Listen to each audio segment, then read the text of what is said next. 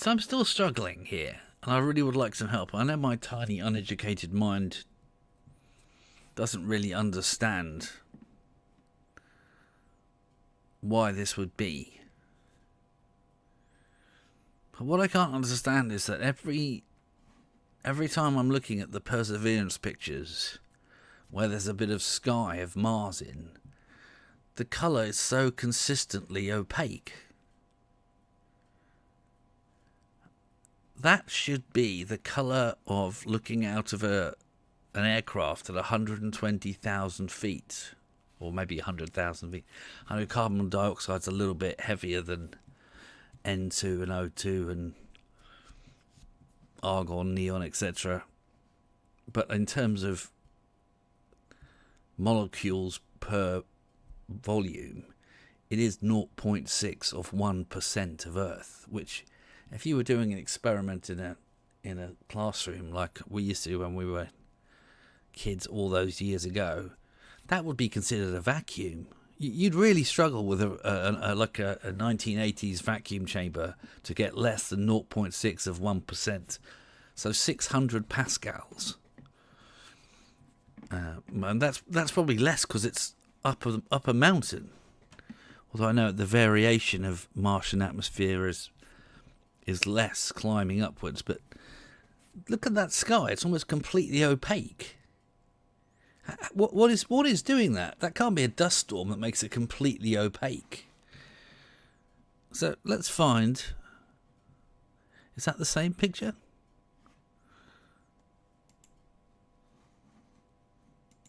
They're quite annoying to download because you have to go into this full caption thing and then download them. I'm just going to put them all in my Outer Ideas folder. Oh, that's the same one. No, don't worry about that. Let's go on to the next one. Let's try that one there.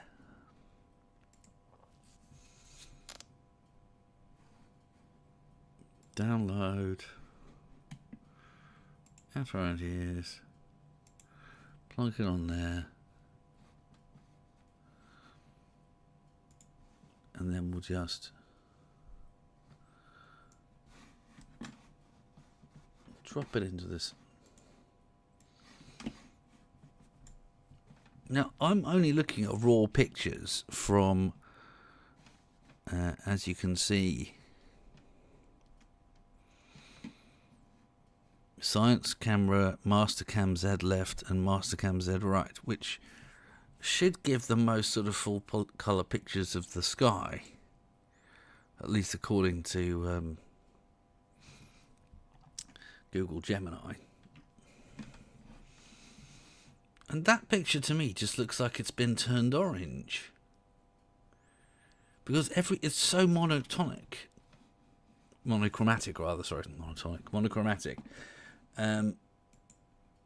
If you do a one-stop photo fix, the best that Paint Shop Pro can do with that is to make the sky completely white. And I just don't understand what is suspended in the sky that's stopping us seeing the stars at 0.6 of 1%. I mean, 600 pascals. So, okay, it doesn't stop it containing water vapour theoretically, but if that was really the colour of the sky, how would we ever take a picture of Mars? You just wouldn't be able to see anything. Let's go a little bit further through our list here. Where are we now? So we're at 107 out of 3. So filtered down with what I've got. Image type raw only, which I really don't think that is. I really don't think that is a raw. To me, it looks like it's been deliberately coloured orange. I just don't see how it could be that monochromatic if you hadn't coloured it orange. There's no variation of anything. There's nothing. Even the shadow doesn't look right. It should be way darker. It's much further away from the sun than Earth. Let's just try going forward a couple more pages.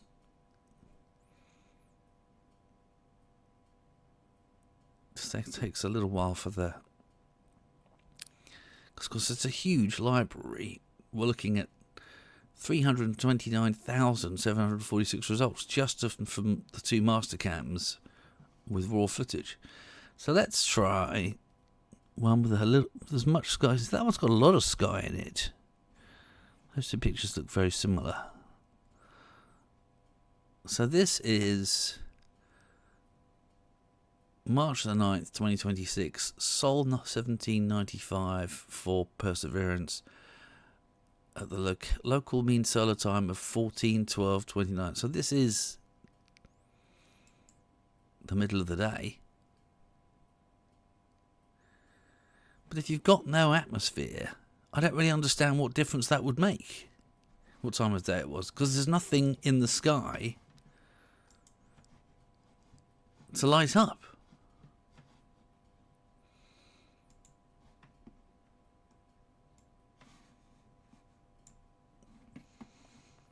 But once again, it's exactly the same, monochromatic,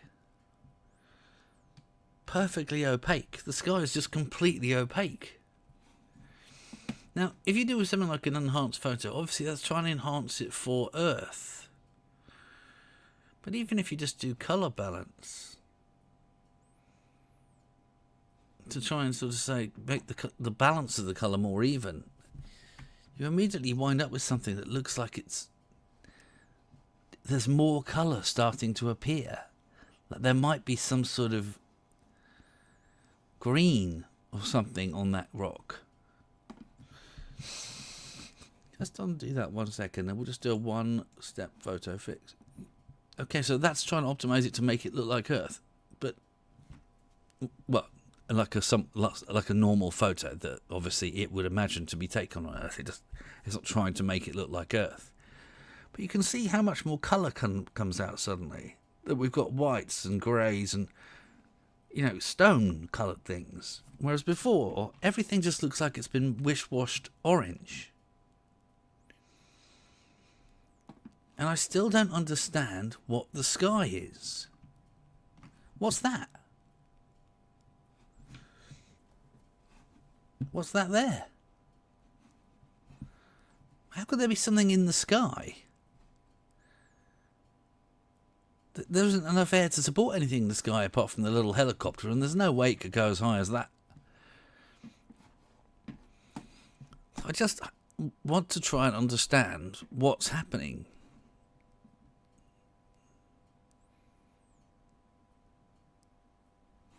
Because for me to say to it, 1-step photo and to make the sky completely white in an attempt to make it look like a normal photo, that's the opposite to what I would have thought it should do. Why isn't the sky completely black? There's hardly anything in the sky. It is, I'll say it again, it's basically a vacuum. So let's just find another. There's nowhere near as much sky in this one, but as you can see, it's enormously consistent.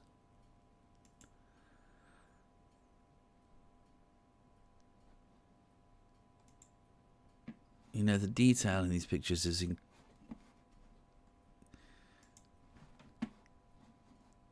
you've got to wonder why you'd even bother taking pictures of some of them. They're so incredibly devoid of anything. That just looks like it could be anywhere from Arizona or New Mexico or Utah but it doesn't look like it could be from Mars because it's got too much sky. And once again, what's that? What are these weird things hanging around in the sky? Try and fix the photo, and immediately you get more detail of rock and colour, but that doesn't change the fact the sky is pure white. It's totally opaque. Why isn't it black?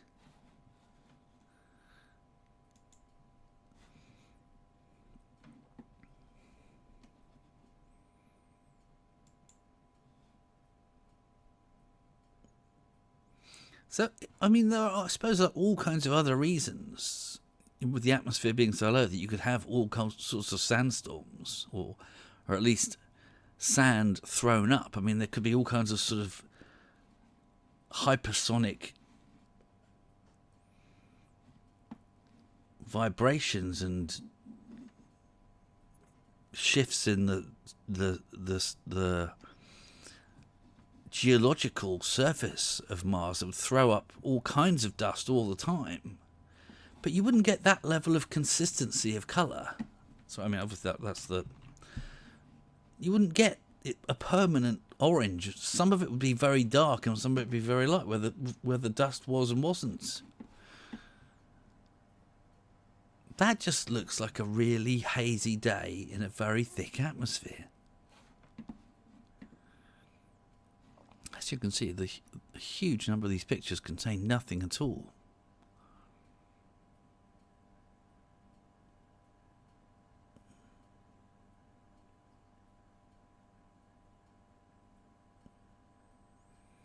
I'm deliberately not doing the very latest.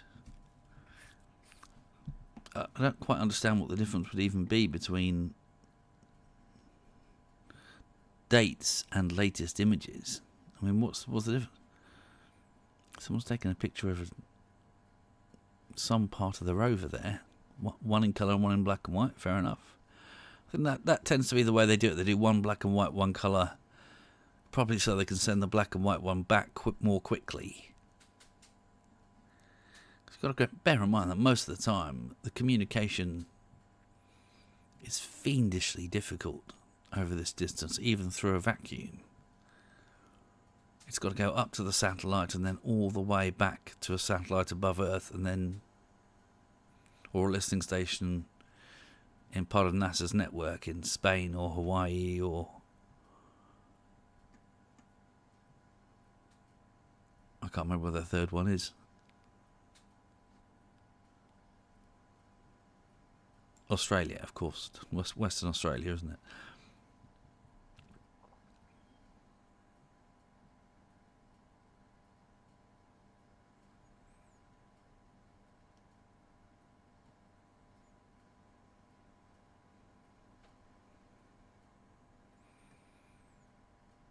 There's not really much of the sky in any of these.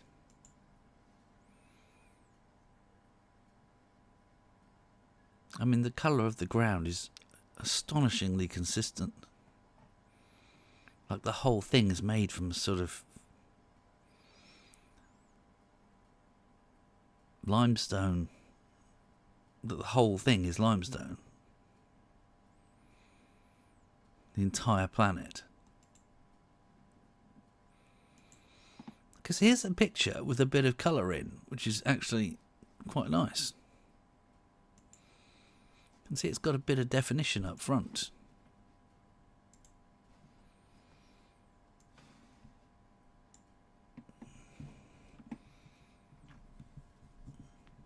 But it doesn't change the fact that the colour of the sky is completely identical to every other shot. Which means as soon as I try and say to it,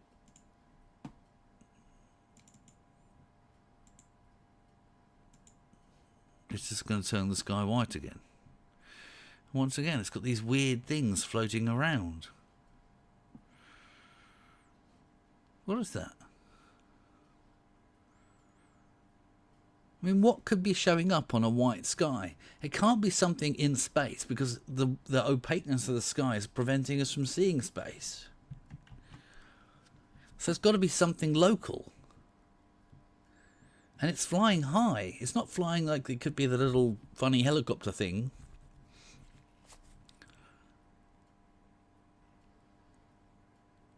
I just don't understand what that could possibly be.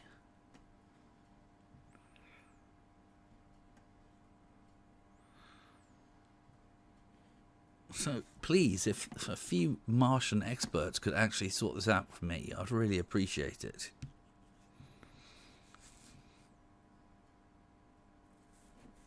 Because once again, if we do the sort of one-step fix, it immediately makes all the rocks and everything look. I mean, of course, it's a case of familiarity. Of course, that's true.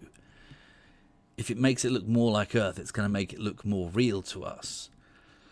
But then a rock in the sun is a rock in the sun, isn't it? I mean, it's a lovely clear picture, which would suggest a low atmosphere, which is in complete contrast to this white sky. It's almost as if someone has cut out everything above the rocks and just filled it with white, apart from that little glitch there.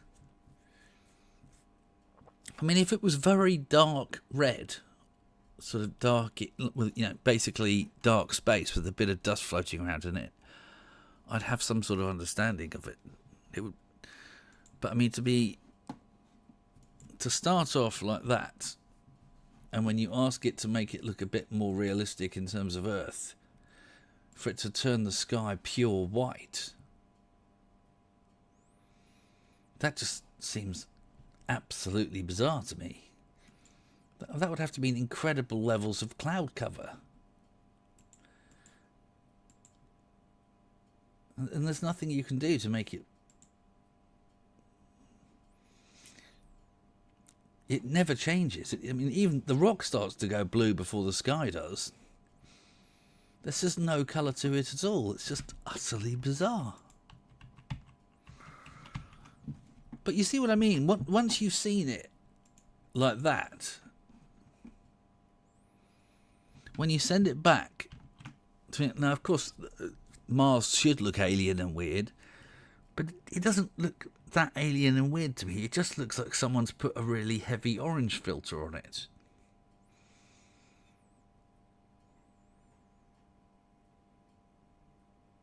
The lack of variation in colour on the surface is so bizarre. I mean, even the shadows don't look real. They should be so dark that far from the sun, and they're not. They're kind of... I mean, okay, there's less atmosphere to let more light in.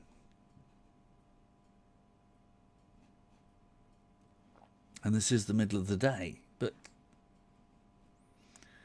with no light refracting through the air, you would have thought you'd have some really dark shadows. And I just don't see any at all. It always seems to be this strange, rather,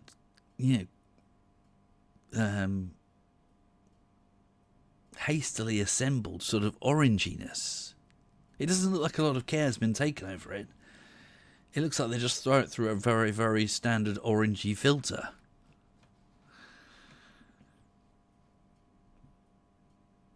So let's try going a bit further. Let's try doing 1117. And going back to sort of half the life of Perseverance. Oh, sorry, a third of it, rather.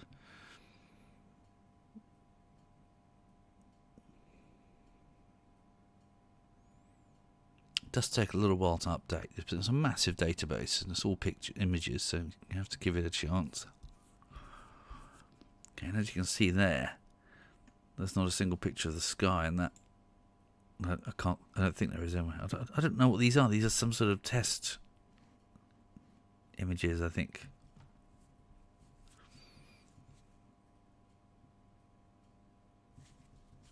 As you can see, the vast majority of the pictures sent back, because one of the things about the latest control pictures are AI controlled. They've uploaded a fairly simple, as I understand it, AI based, I don't want to use the word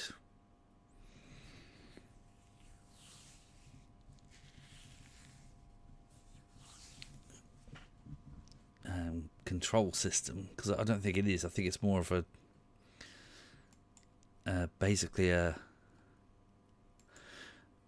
It's not just... It is just simply an algorithm that takes pictures on a more slightly more automatic basis. But if we go this far back, that's before that was happening.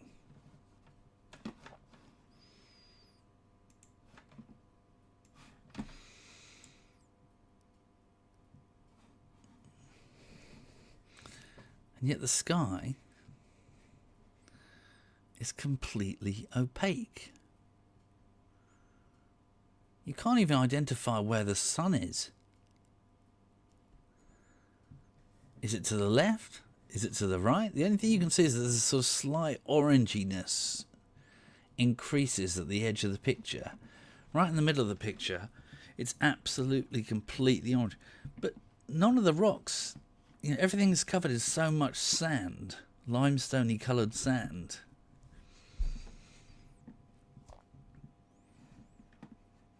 Yeah, as soon as I ask it to make a change to make it look a bit more like a normal photo for taken on Earth, the sky goes white again. Just totally white. There's no obvious direction of the sun.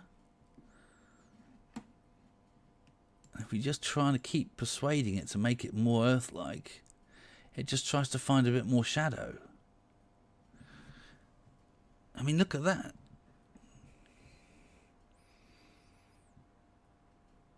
Because it's tried to make it look more acceptable to us, it's once again had to make the sky absolutely, completely... I mean, it looks like you could do a fill command and that would all go a completely different colour. It's one colour. It's completely one colour. Absolutely bizarre.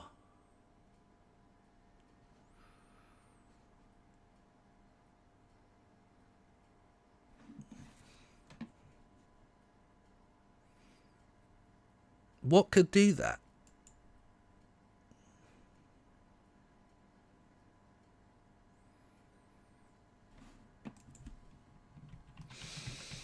What could make a picture come back? Such a high resolution modern digital colour camera with the whole sky on a planet with almost no atmosphere is of a completely consistent colour like that. And these pictures are almost always exactly the same thing. It only moves a few degrees and then takes another picture, obviously. It doesn't have much energy in terms of... I mean, its nuclear battery works on a thermocouple, so it doesn't have a huge amount of energy being input to it. Once again, I mean, that to me just looks like a picture of, I don't even know where. Northern Russia? Canada?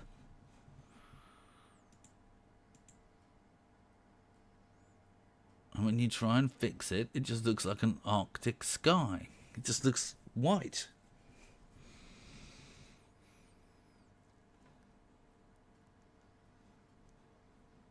Why isn't it black? Let's try and find one. I mean, they must take photographs at night.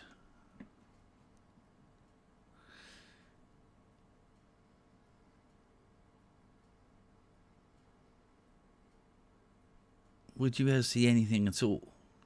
Well, of course you would be able to, because there'd be loads of starlight, wouldn't there?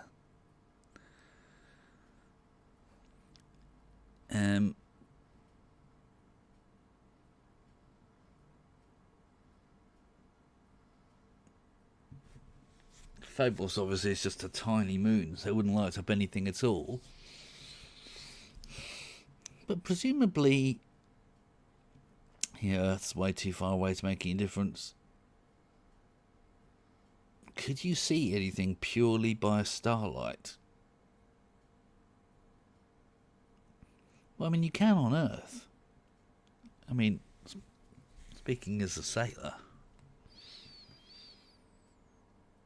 you definitely can see in the night on Earth when the moon's not present. Not much, but you can see. But, of course, you'd be able to see the stars. But we don't seem to have any pictures of that.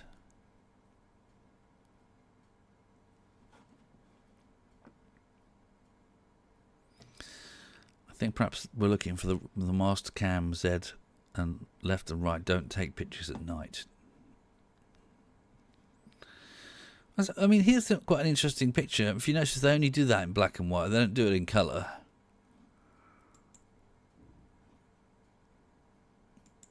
It's almost completely the sky.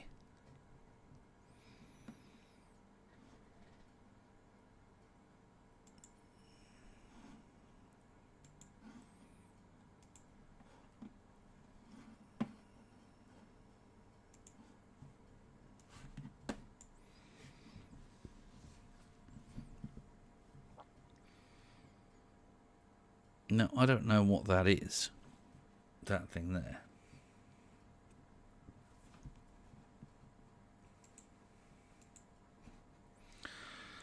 But as soon as you try and make the rocks look realistic, the sky goes white.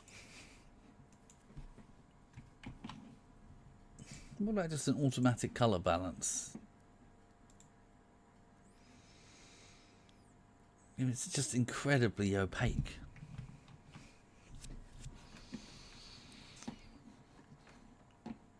I just can't understand how we can't see any other celestial objects at all in an atmosphere so thin.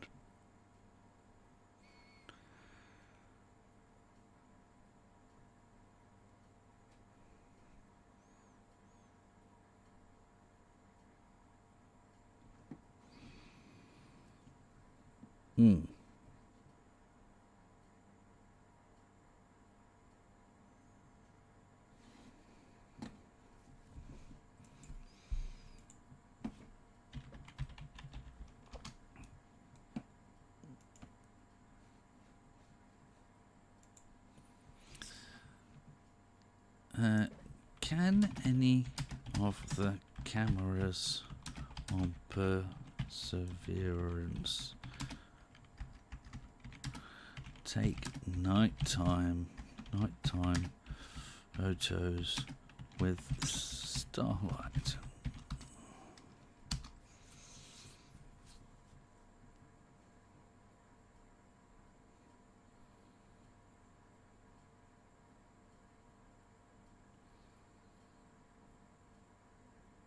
So the Mastcam-Z are both capable of capturing the Martian night sky, tracking moons and imaging stars under starlight.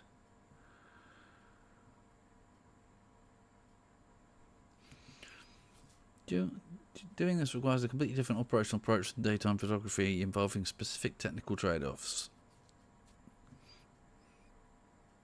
The primary science cameras can also be commanded to look up at night because Mastcam-Z features a powerful 4:1 zoom and is ideal for narrowing in on specific astronomical targets. Rather than capturing wide-angle sky mosaics, it's frequently used for nighttime tracking of Phobos and Deimos, the two moons, monitoring how they move through the background star field to refine our understanding of their orbital decay. Well, that's what these are then. These are Phobos and Deimos. Which is weird, because Phobos isn't actually round, is it? It's a kind of rock. But that must be what it is.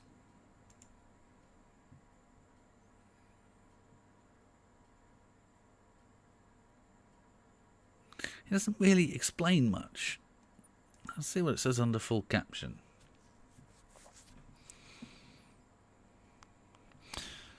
NASA's Mars Perseverance rover acquired this image using its left Mastcam-Z camera. Mastcam-Z is a pair of cameras located high on the rover's mast at the local mean time of 1440. Well, it can't have been a moon because it's the middle of the day. And yet it does seem to have stars. They're very, very dim, considering there's no atmosphere. But that can't be a moon. Look at it. It's completely, perfectly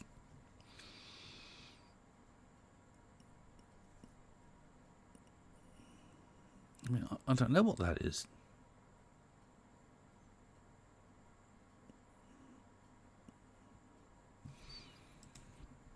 Let's see what this means to our friend, Mr. Gemini. Is this a Martian moon?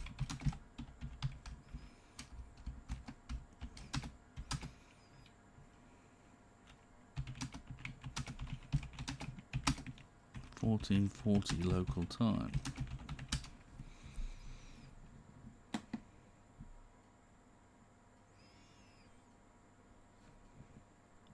It's the sun.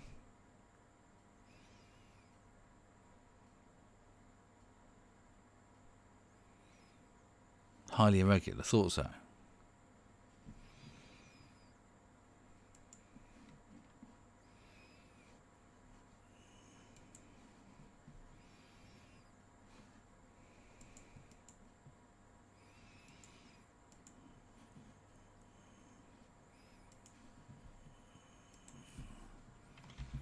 It looks like there are other stars around it.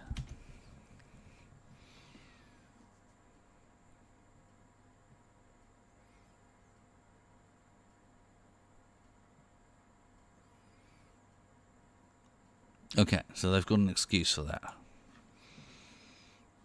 But either way, I mean,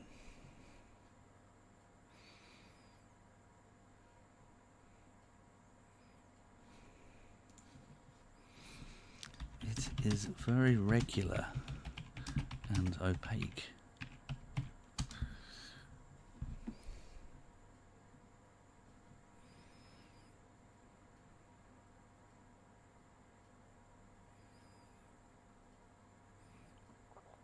It's a direct byproduct of how the sun behaves when viewed through a heavily restricted band of light on Mars. When we look at photos of the eclipse of solar activity on Earth, we are used to seeing a dynamic chaotic sun with glowing atmosphere.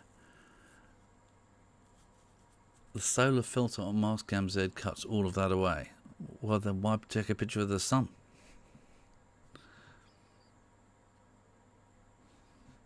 Okay, so it's designed to dim the light so aggressively. Okay.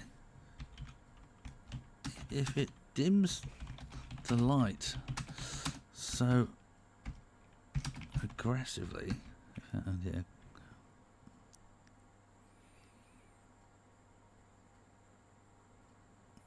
Where did it say that?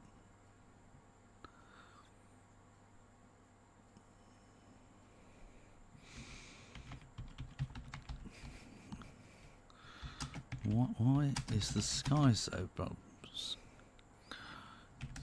bright and almost vacuum? Somebody's going to be able to tell me the answer to this. It feels completely counterintuitive. As the Martian atmosphere is in a vacuum, less than 1% of the density of Earth, and the camera filter is cutting out 99.99. Why is the daylight sky still bright enough to require such...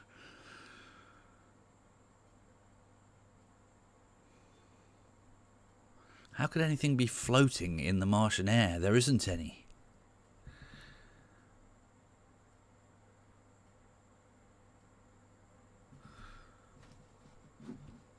Okay, so it's saying the sky's pitch black. Fair enough. The sky's pitch black. Pitch black. Most sky photos look like this.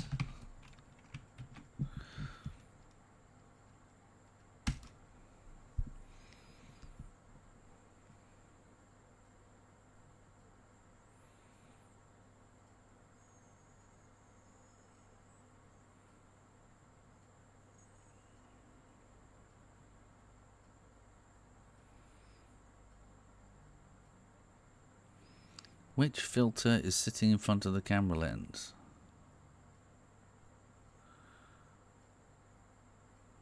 We physically rotate a filter piece of glass into the light path, so we never actually see anything unfiltered at all. Even the raw has got an actual physical filter.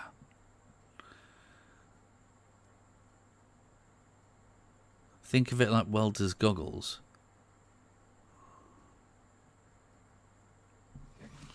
But why isn't the sky black? It is pretty much a vacuum.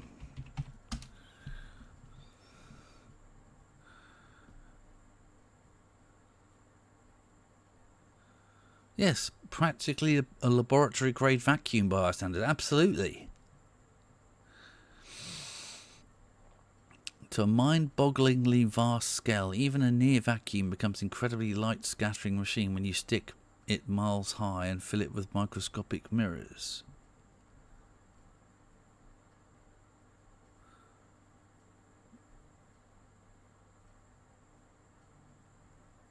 If the Martian atmosphere was completely clean and pure, the sky would look nearly black, but Mars is a desert planet with a global dust storms.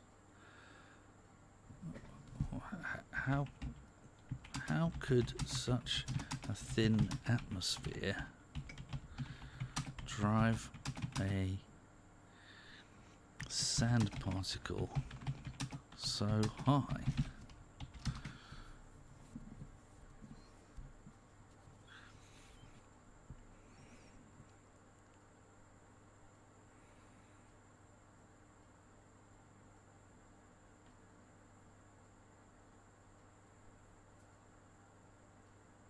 The forces that push a dust grain upwards are determined by two main factors: the density of the fluid, the air, and the velocity of the wind squared. Well, surely also the lower gravity is a factor. It's incredibly low. The air must move much faster to compensate. 40 miles delivers that speed because the atmosphere is so thin and has very little thermal inertia.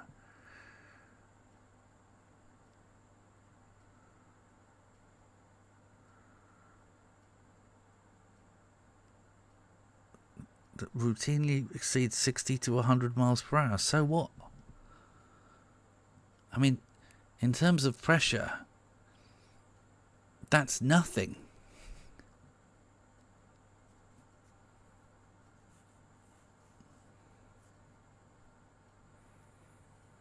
High velocity winds push a grain of sand until it rolls and hops a few inches off the ground.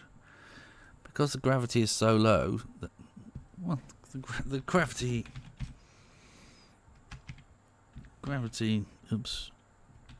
is a lot lower on the moon.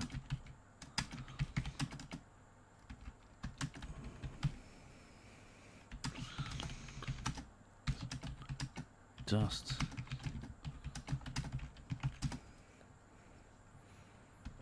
In those images.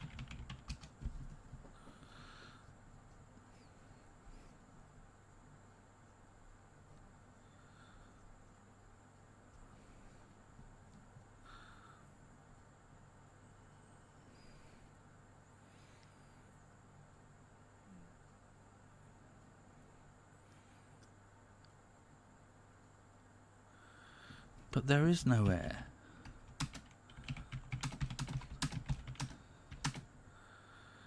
You could... You just... It was a laboratory vacuum.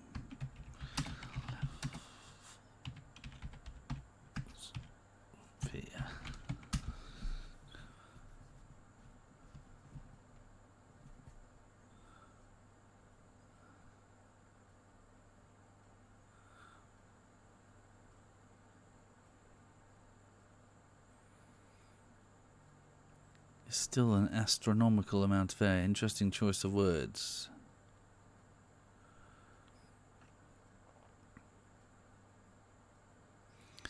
Six millibars of pressure. Compared to Earth, 1013.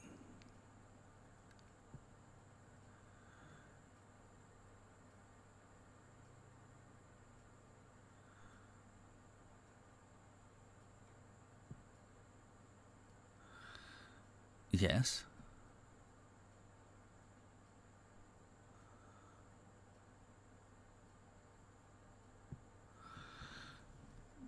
But the images of the surface from space are not obscured.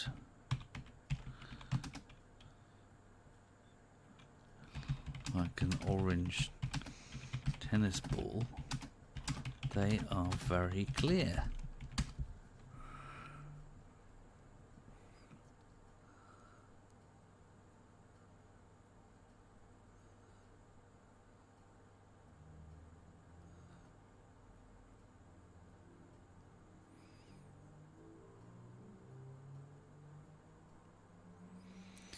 And how light travels depending on whether you're looking up or down. Well, that's kind of anti-relativity, isn't it? The geometry of the light path looking up. When the Perseverance rover looks up at the sky, it's looking directly through the thickest, dustiest part of the atmosphere. Well, you're doing that either way. And is looking through a massive amount, a column of air. It's not. It's looking through almost nothing. The math changes completely. The vacuum shortcut. The satellite is sitting on the total vacuum of space. The light reflecting off the Martian surface only has to travel through that 60-mile layer of atmosphere once on its way to the satellite's lens. The background contrast. More importantly, the Martian surface itself is incredibly bright and highly reflective.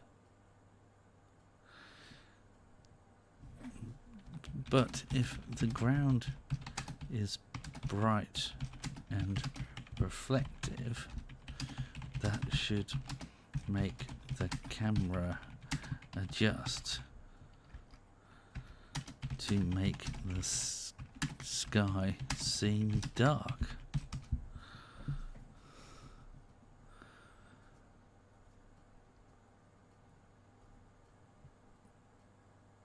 The reason the sky stays bright in these landscape photos comes down to a deliberate engineering choice balance. So the rover doesn't use standard automatic exposure. Instead, the team calculates the exposure mathematically to balance the extreme contrast to the Martian environment.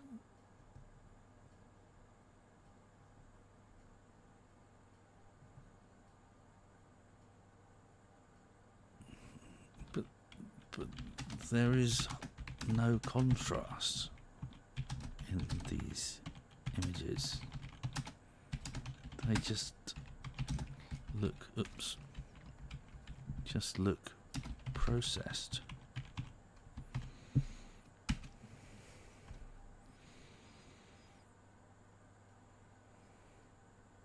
See, look, it tries to compliment you to try and distract you. You have an excellent eye for digital imaging. Digital imaging. I mean, look at that picture. It's almost ridiculous. Who would even take that picture?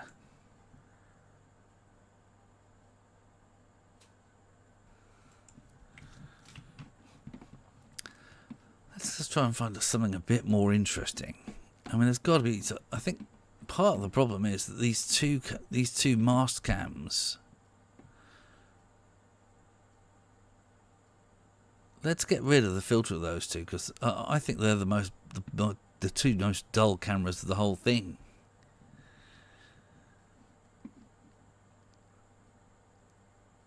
So it's taken us back. So all we're focusing on now is raw. That's all we're focusing on.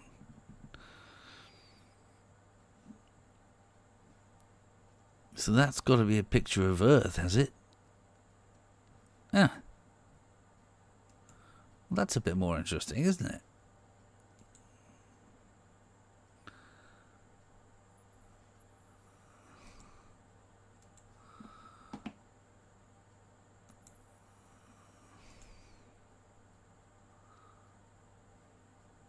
Left navigation camera.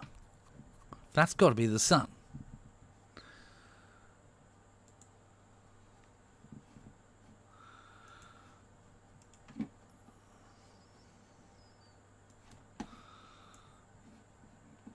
It's difficult to tell if that's actually colour or black and white. I think it's colour.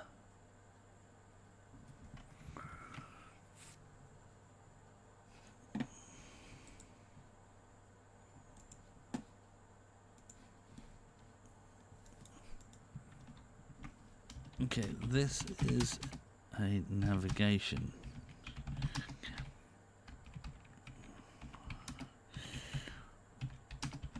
Presumably of the sun.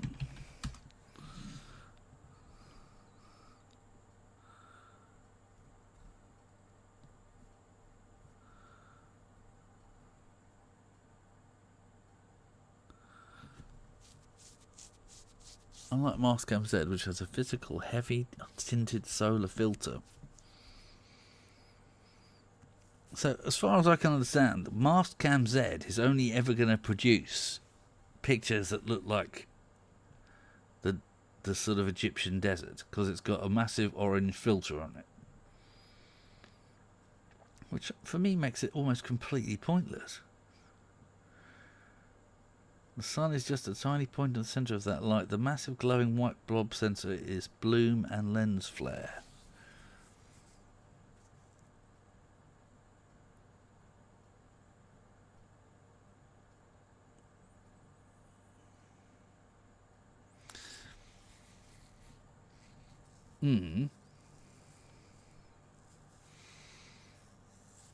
Yeah, I mean, as we can see, the corners at the top left and top right are darker.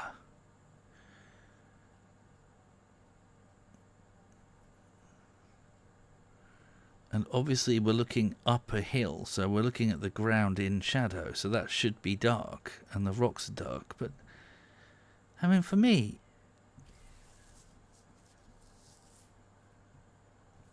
to be taking a picture where the ground is in shadow like that, if you look at the rocks in the foreground, they're really nowhere near as dark as you'd expect them to be.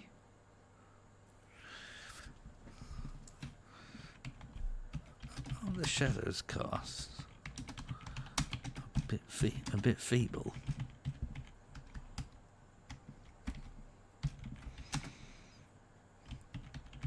The only source of light at the centre. Why is everything else so visible? An atmosphere with almost zero refraction.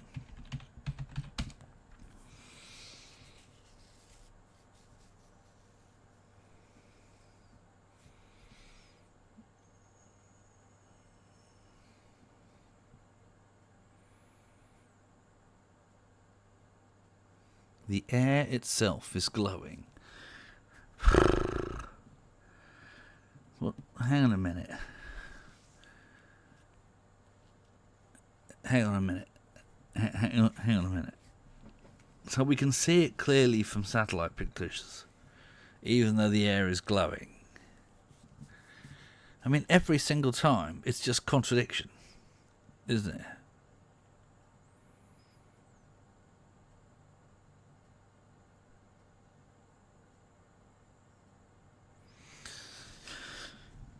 But how could the direction of the dust scattering be only downwards and not interfere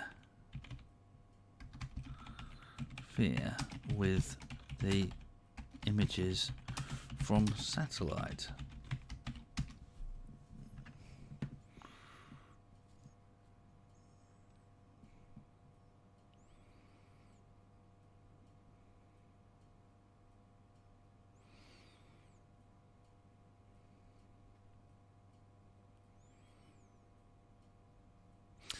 When light hits a particle that is roughly the same size as its wavelength,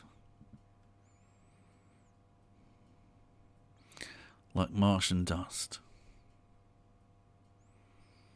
so that's about 4 to 7 microns, isn't it, visible light? The scattering isn't symmetrical. It undergoes highly asymmetric forward scattering.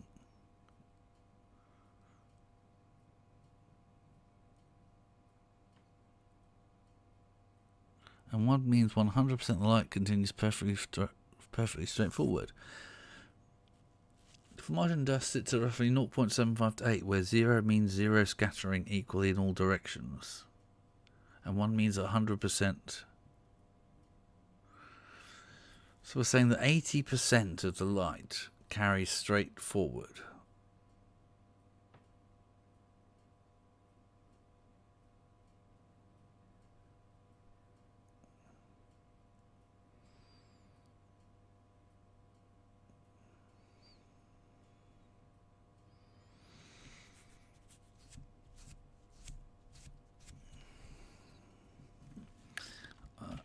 I just can't believe that. I just can't believe that. The dust could not be that consistently dispersed. That the sky always looks the same.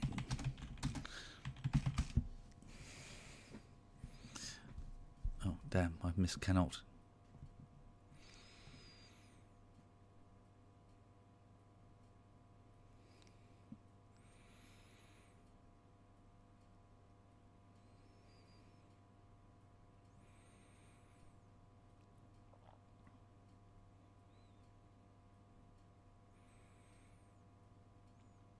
It's a permanent global fog. But that's not true. That's not true. The sky used to be very red with old images and has become bluer and bluer as time went by until recently, when it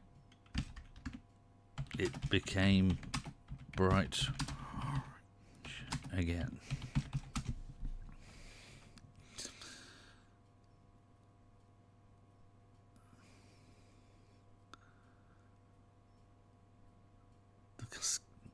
You have a fantastic memory. No, I just looked them up recently. The sky colour on Mars did shift dramatically from intense blood red in the 70s to a bluish grey in the 90s and 2000, and has recently settled black into a bright butterscotch orange.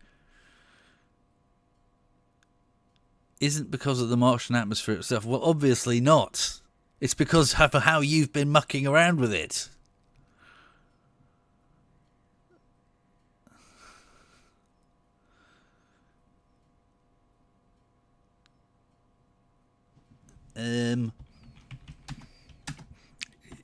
It just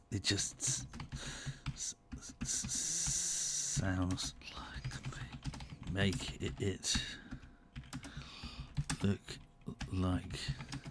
it look like whatever explanation just invented requires.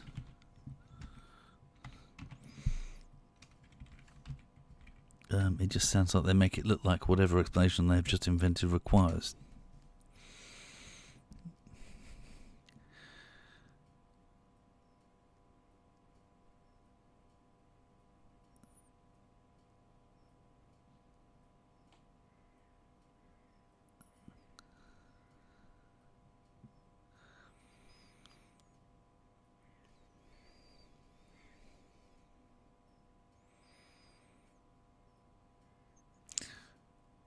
The calibration targets don't lie.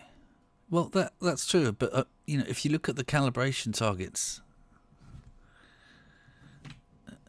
I mean, let's just tie it down on that for a second. The calibration targets don't lie. It is an interesting statement. It's when several of the rovers show clear colour interference. The images of the calibration.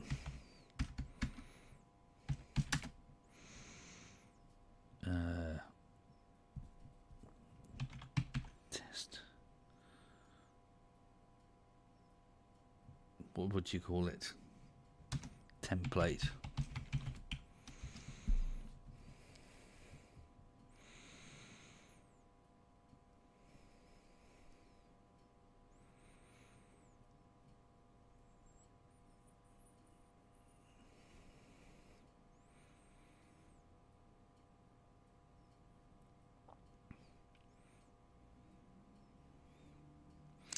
No, I didn't say that it got covered in Martian dust. What I said was, it showed that they had been deliberately changing the colours. See, look, it's trying to butter you up, as you astutely noted. The final interference is UV degradation. The intense, unfiltered solar radiation on Mars will fade standard paint and plastic within months. And it tries to distract you by asking you a question at the end. Given how heavily these targets rely on material physics to keep the cameras honest, does it make sense how they separate the actual colour of the landscape from the environmental contamination on the deck?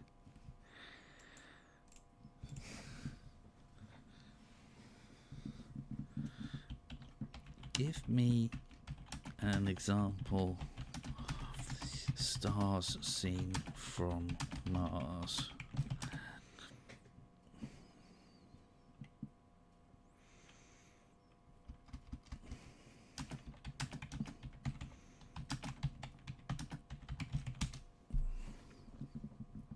Oop, a goo clear image.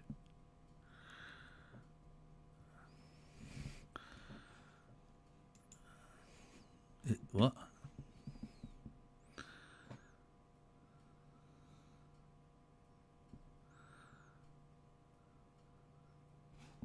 You can't be.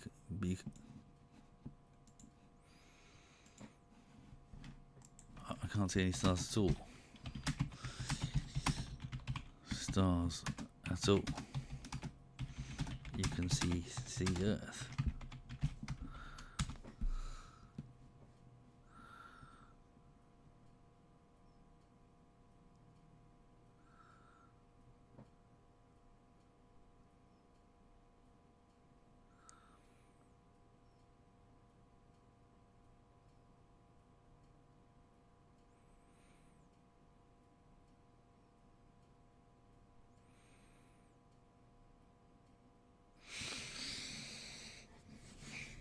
It does seem kind of hard to believe.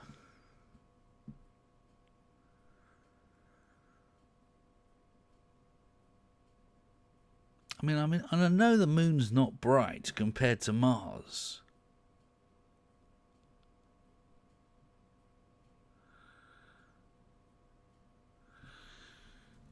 It can't be that bright.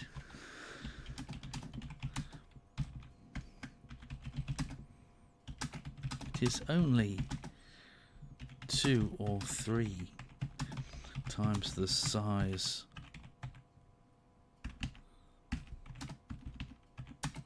of Mars viewed from Earth.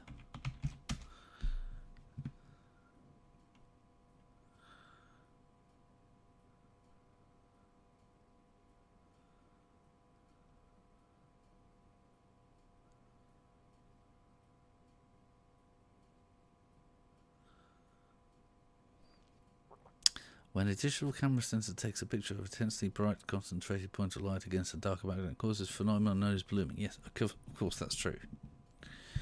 As we're seeing in that picture there. Because the exposure is held long enough to capture the faint twilight horizon, the charge in those Earth pixels overflows and leaks to the surrounding pixels. This creates an artificially inflated, blurry white dot on the image. Earth itself is actually much smaller than the dot you see. Yeah, I hear what you're saying, but it's not that bright. It's not even a source of light. The halo effect, once again, I just don't see. I don't see how either of those even vaguely count at 40 million kilometers away from a non-light source reflective object.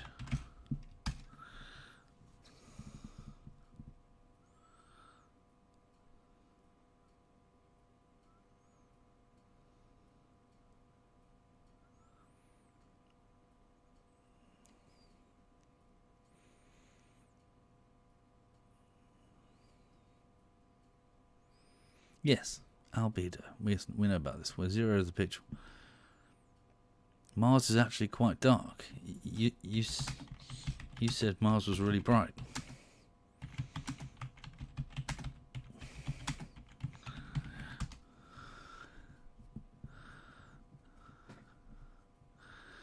Well, it is a direct contradiction. That's what it is. You said it was really bright. Now you're saying it's really dark.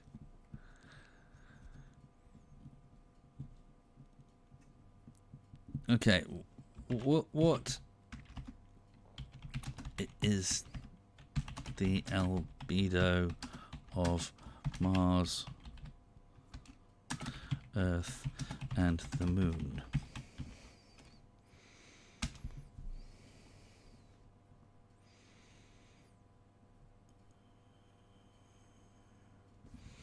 So how could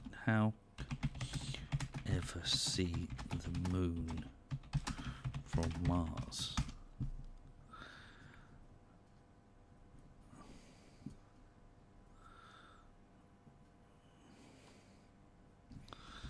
But if the Earth is that bright,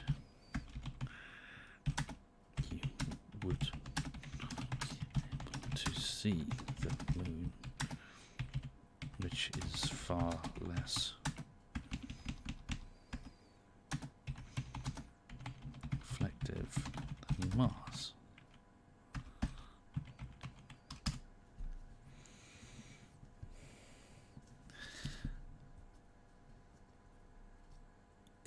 Well, this is what you were just saying. You were just saying if something's really bright, you can't see anything else, which is why we can't see the stars. You're trying to tell me that the Moon, so Earth's Moon, is brighter than the stars from Mars.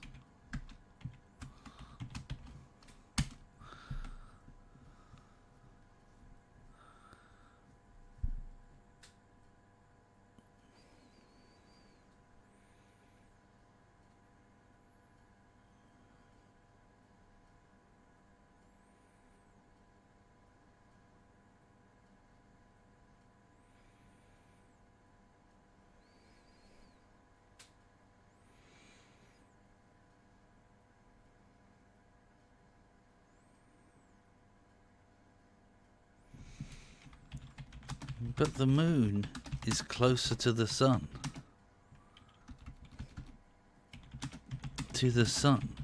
So nearly all of its reflect is in the wrong direction.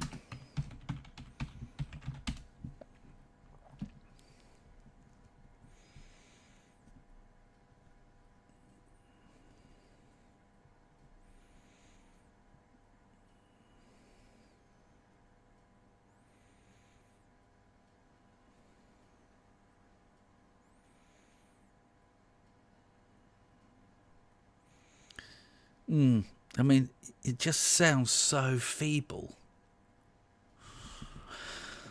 Let's just have a look at a few more. I still don't buy this idea that there's just a permanent, constant fog.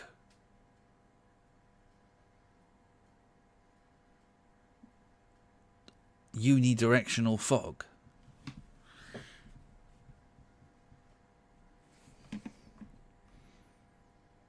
I just don't buy it. It just sounds absolutely absurd.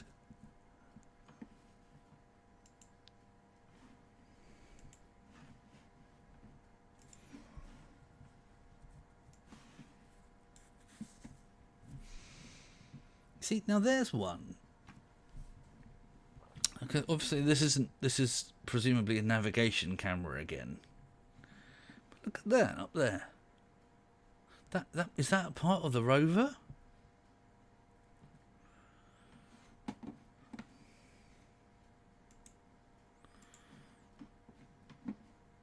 See, one step photo fix, and it just looks like the sun is somewhere behind this mountain or wherever it is. And yet, look at the glimpse of light there. That would make you think the sun is kind of over our right shoulder.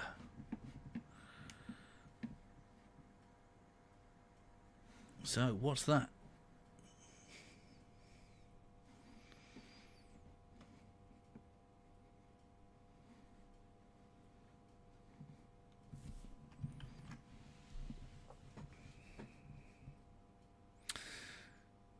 See, that's the real problem.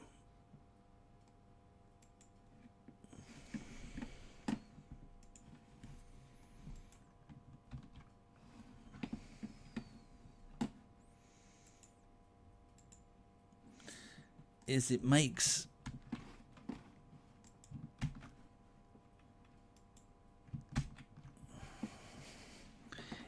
the rover look more realistic. And there can't be that much dust that far down. There can't be so much dust in between the camera and the rover to make it go orange.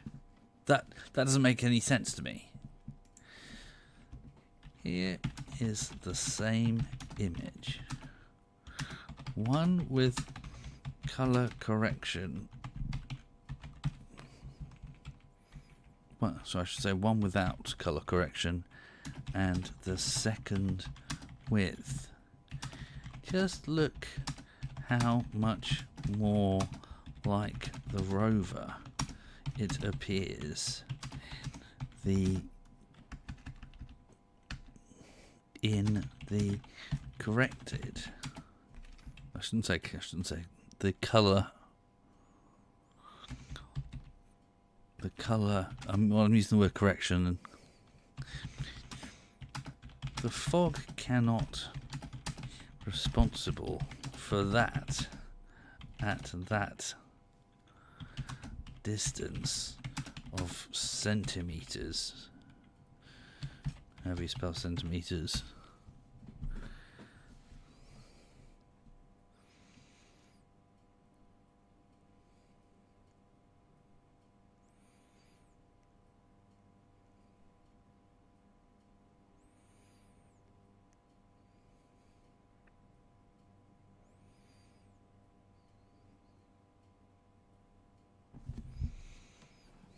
The four images, the orange light bulb effect. The first image looks flat, murky, and sickly green, completely uncalibrated raw file. No.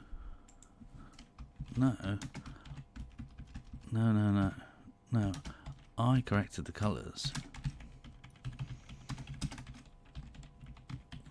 Not NASA.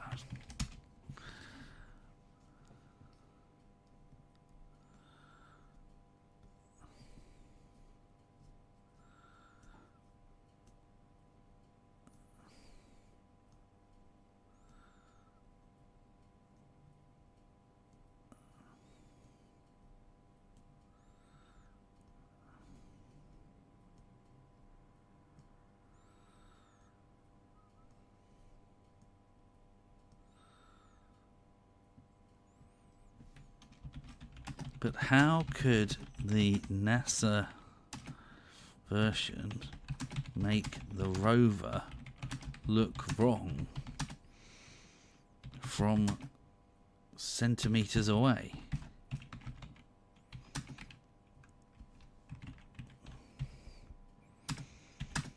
The image has been tampered with to make it look orange.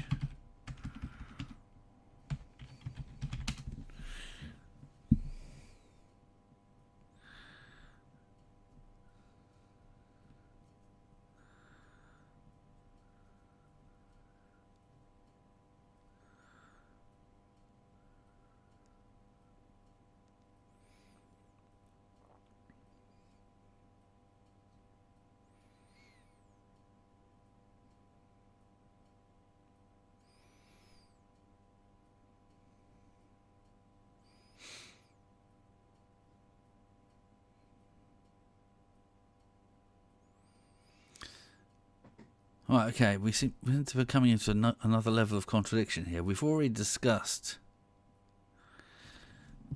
that doesn't make complete sense. If light is 80% undisturbed by the sky dust, the light hitting the rover is comparable to Earth. The glow of the sky is completely secondary in how the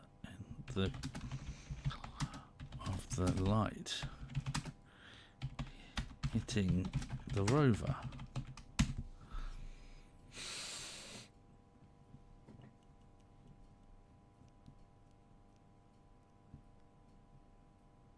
see that now it's trying to pretend I've cornered it. I haven't cornered it. I'm just trying to understand the photo.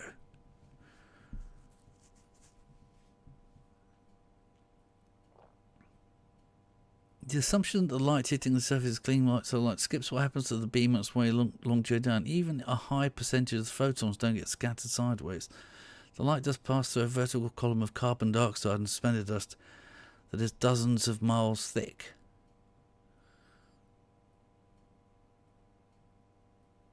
Dozens of miles.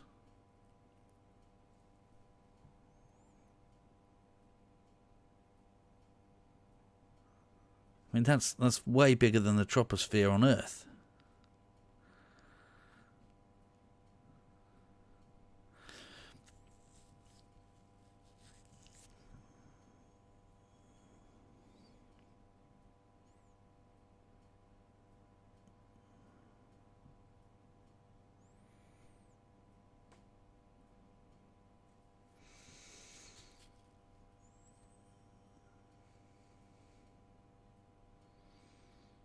Is that believable?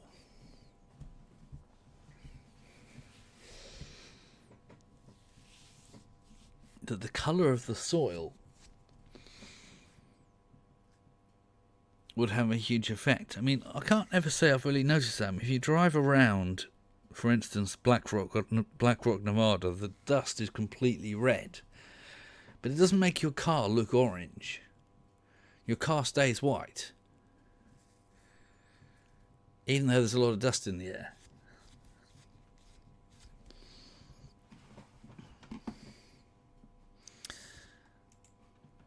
I think we're going to have to bring some other examples into this.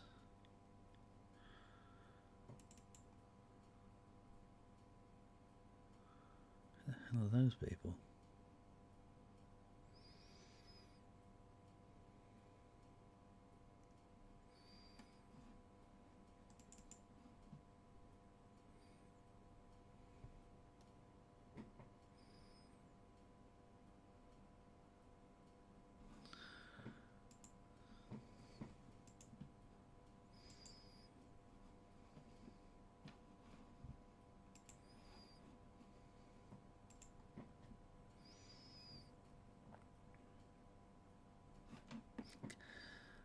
Have I got any pictures of Nevada?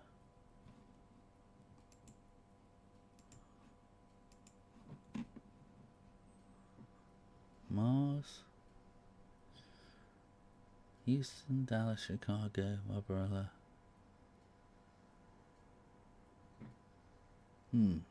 Maybe I haven't got any.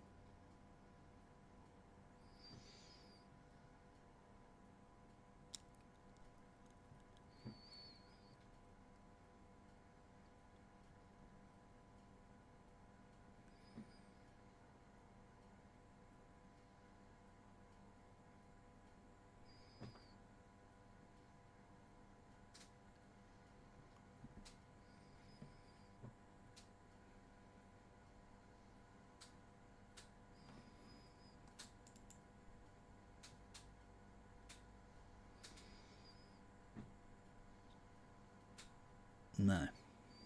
Okay. That's a shame.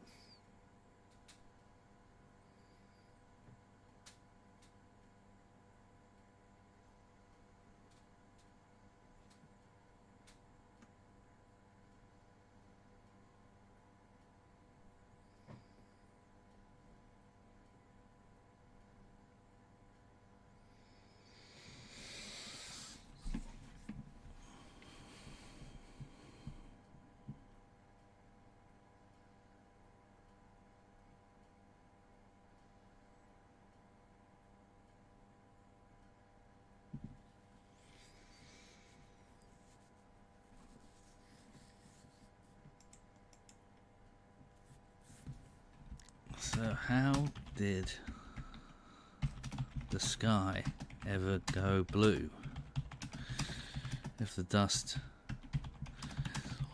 orange?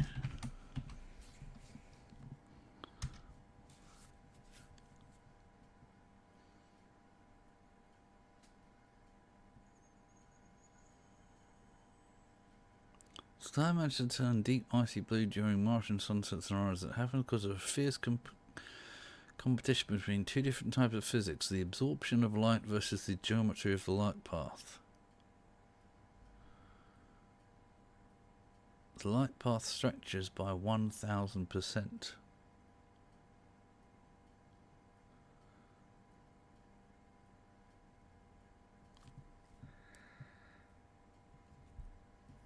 But that's not what happened.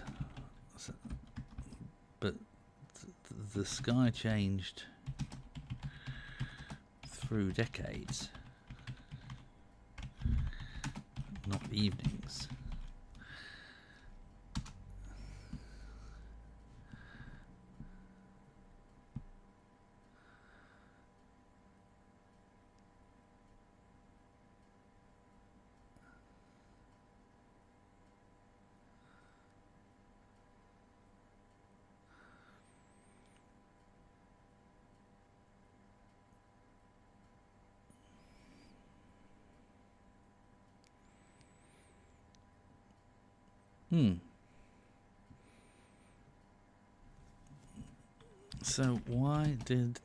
So let's see these huge changes on pictures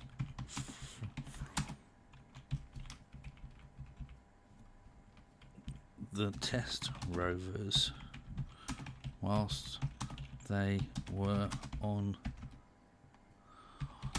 Earth, so that we can your theory.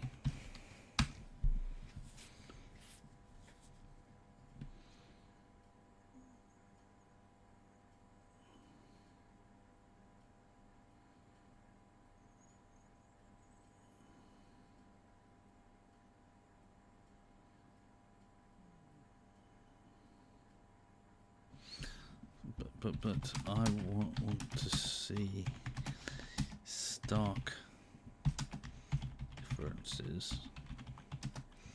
of Earth taken by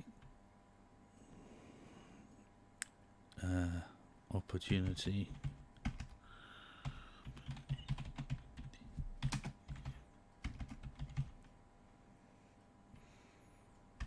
Viking, what was that one called? Spirit and Curiosity. Curiosity to compare with how different Earth looks across these periods.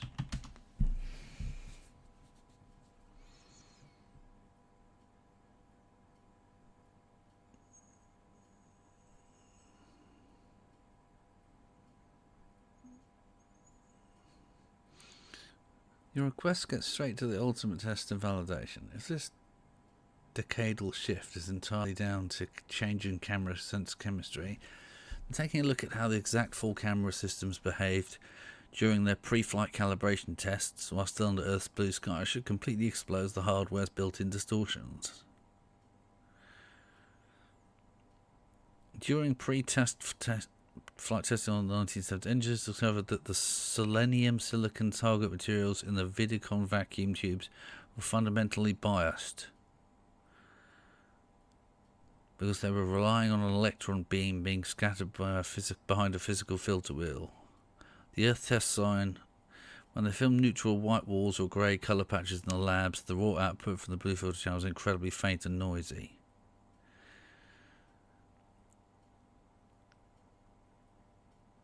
But what about when it was out in the desert next to what's his name?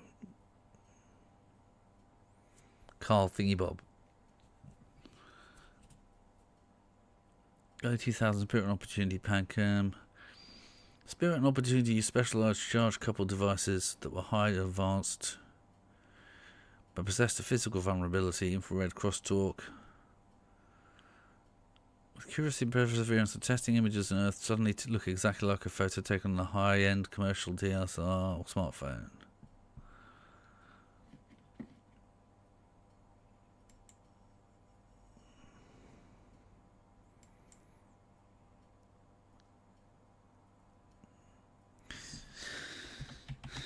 But Carl Sagan stood next to Viking.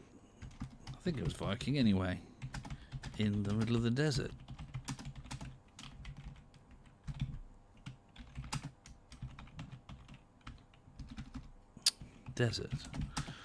Where are images from that test?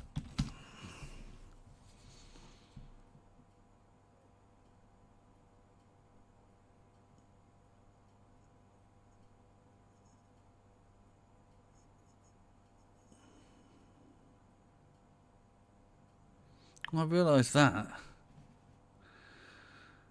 Did hook up the real Viking camera sensor systems to take photos on Earth. Looked completely wrong.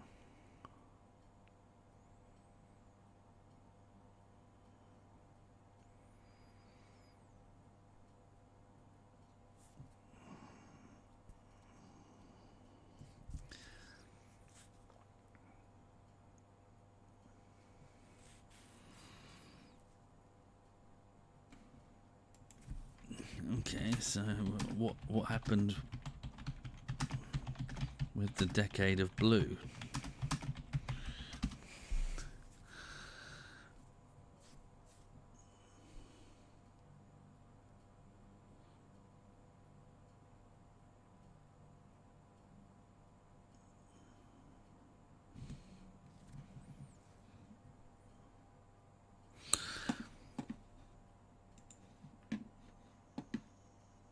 Let's try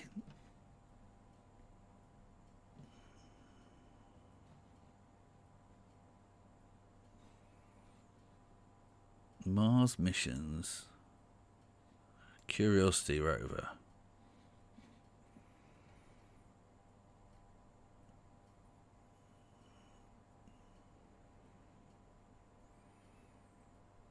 Raw images.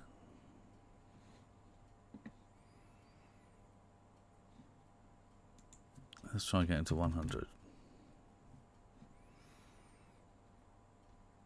It's much quicker because the images are much smaller.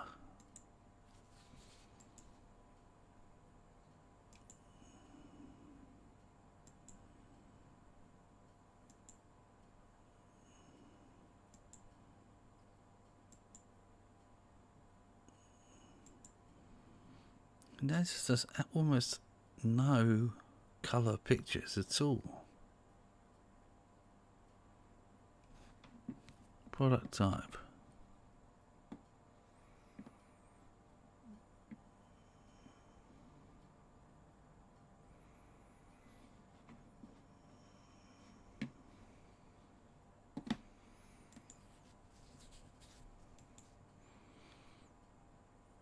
Then they'll send back sort of 50 pictures of exactly the same thing in colour,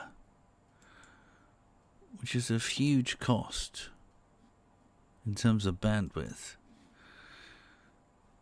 What's that?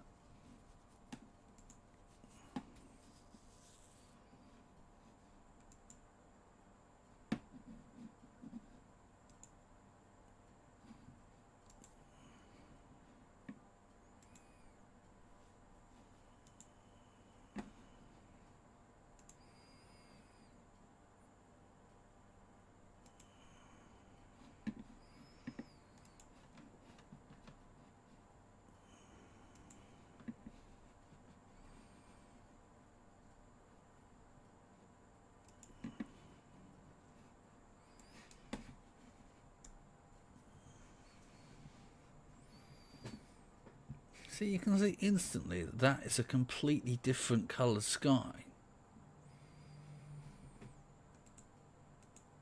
And as soon as you do a one-step photo fix, it starts to look like, well, let's face it, Arizona. You can see the blue clearly.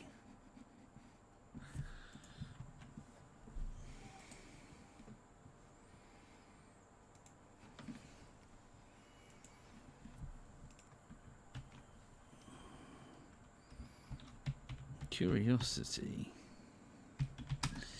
is so blue.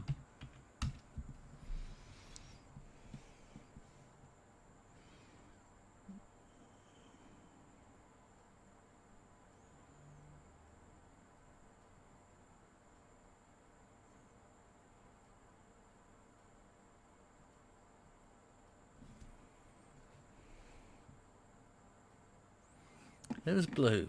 There's blue right there.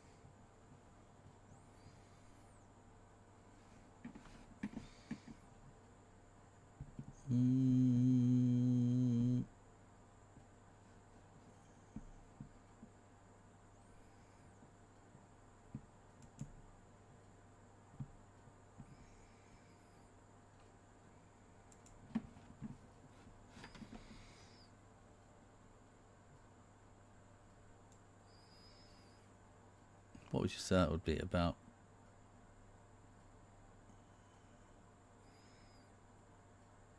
Four degrees, right?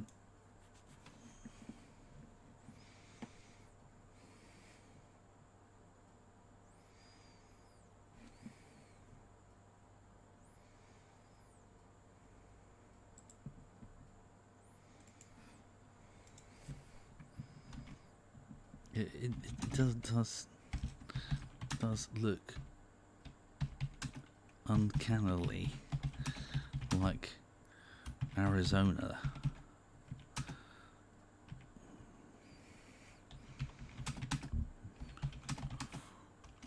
Orange colour.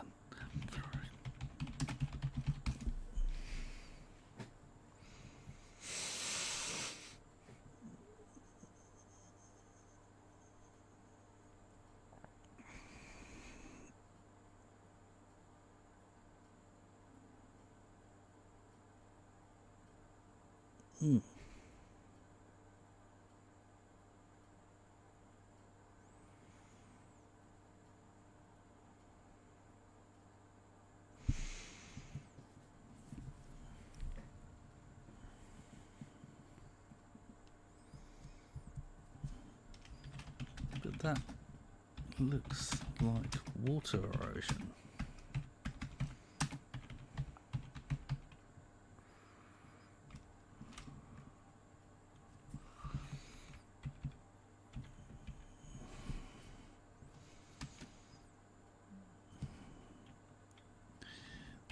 The rocks to the left.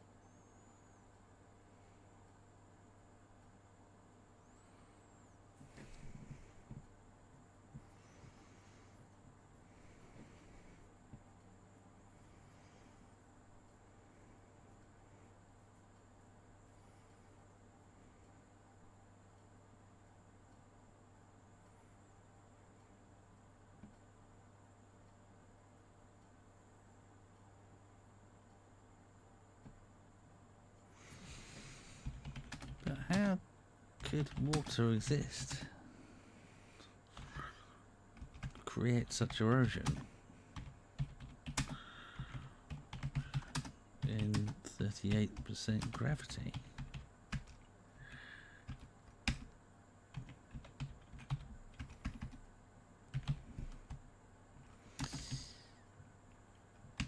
And the atmosphere that mass of planet could support.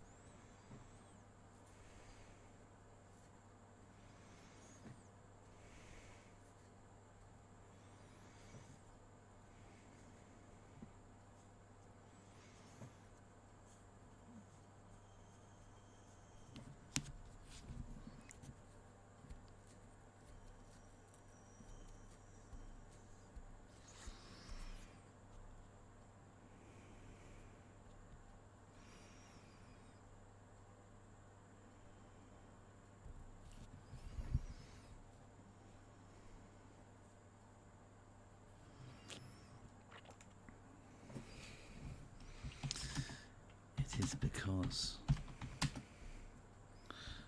mass is not the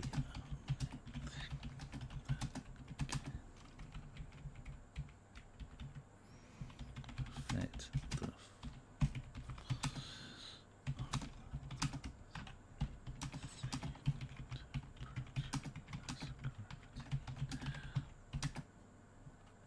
Mars was artificial.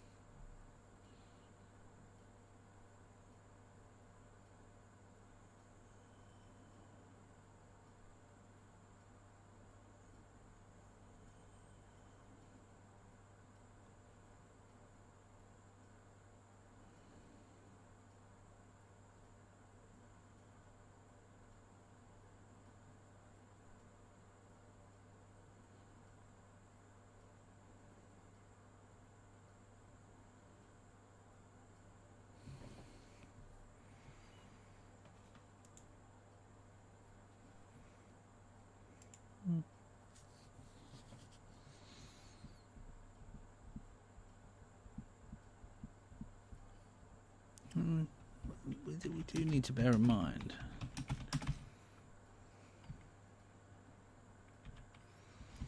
to remember that we calculate based on gravity because of Newton and Einstein.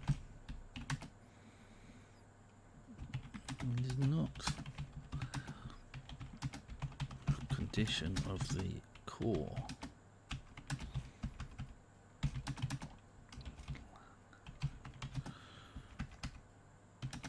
Or its electric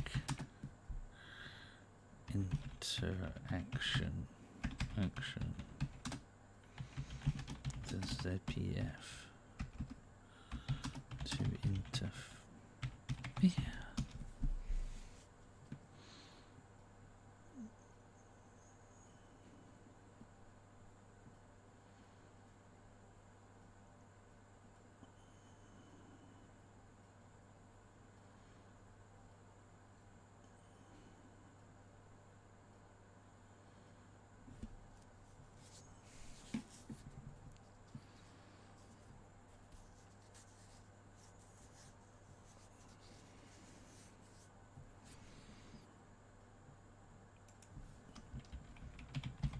Perhaps the core of Mars changed. That was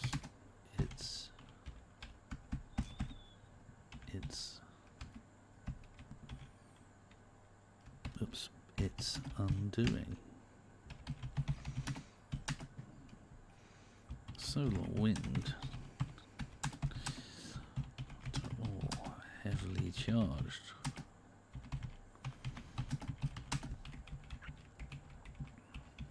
And certain properties core could overcome it. That from the sun.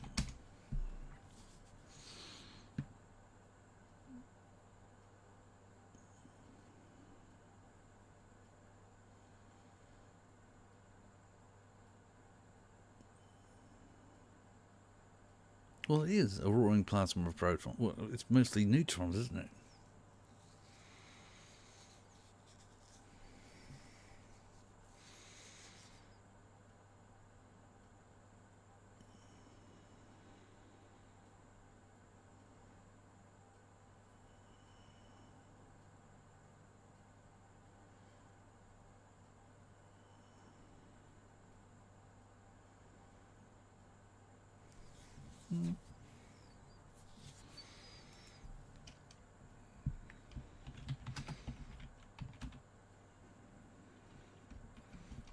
The electric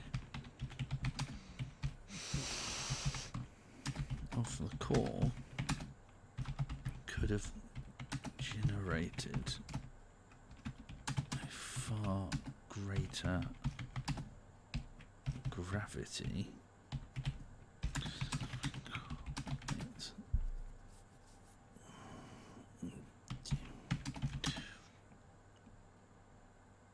Geo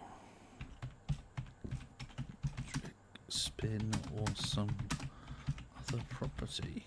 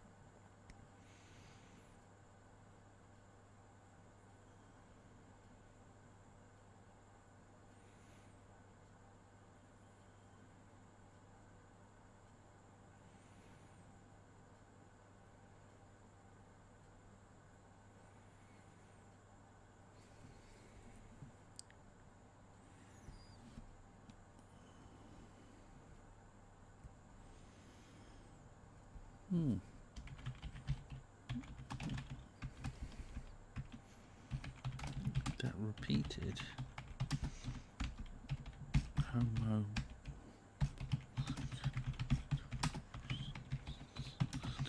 not fit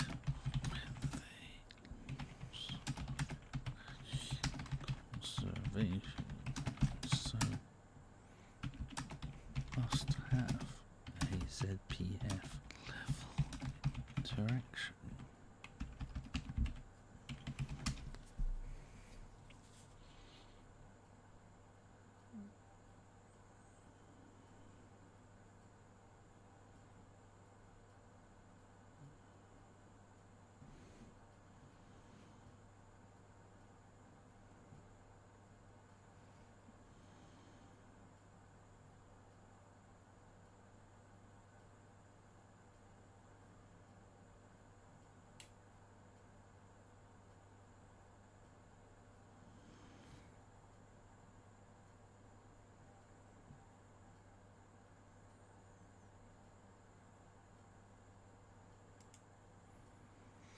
Well, that went.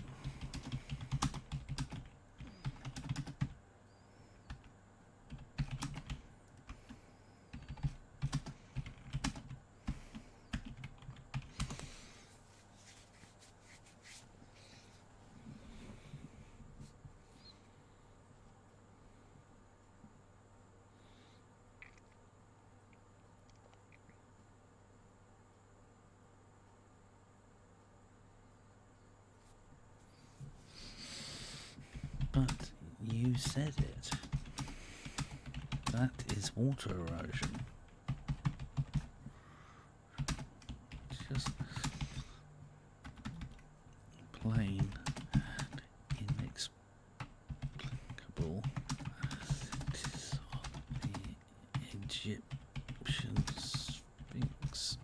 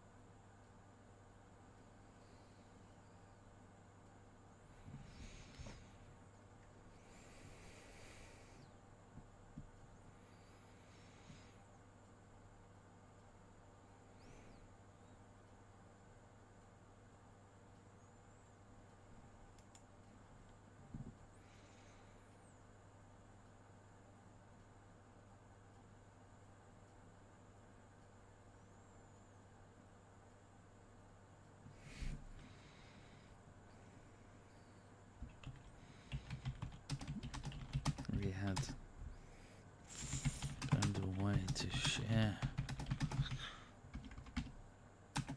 ZPF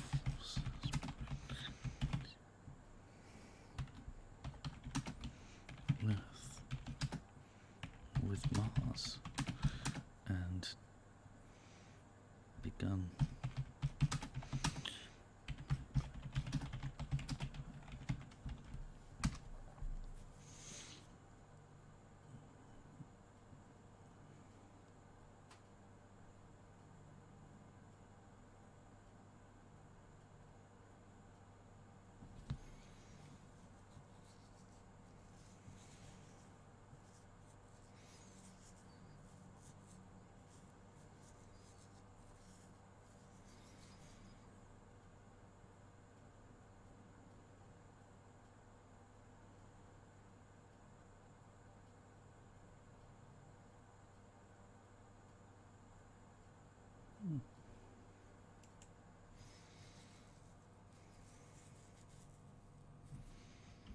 all you need is an emitter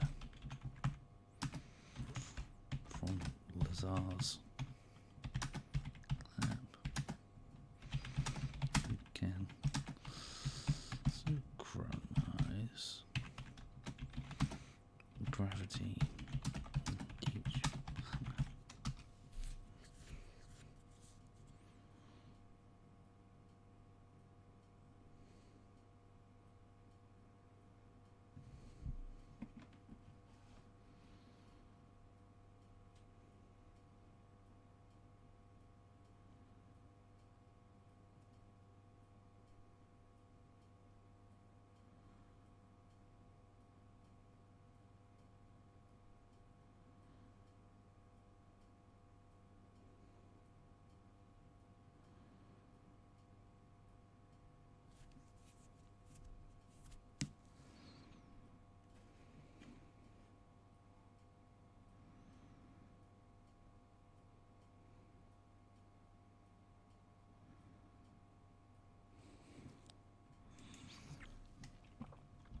So why?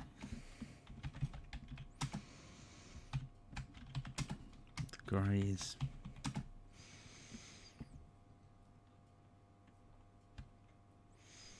It's just got too weird. It's just